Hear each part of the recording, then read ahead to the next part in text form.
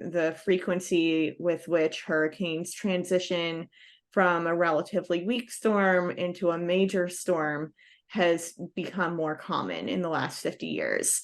And this has all happened over a time period when we've seen ocean waters get warmer. We've had 90% of the excess warming that humans have caused to the planet going into our oceans. And that just serves as fuel for these storms to intensify more quickly.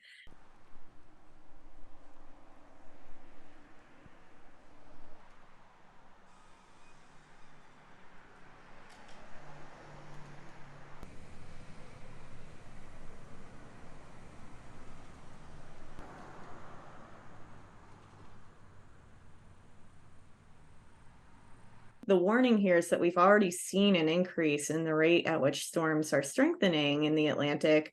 And if we don't change our behavior, if we don't work to lower our emissions, then that's a trend that we likely could expect to see continue to happen into the future. This is off of Main Street, right before you go over the bridge to Estero Island. Manufactured homes ripped to shreds, and then a whole fleet of shrimp boats just tossed onto the land. This work kind of tells us that, one, we do need to be thinking about how we can maybe improve our coastal resilience and improve our emergency action plans in our coasts, because we're already seeing this change happen with storms. But it's also telling us that if we want to avoid this trend continuing to worsen, we need to be working to mitigate climate change here and now so that it doesn't get worse in the future.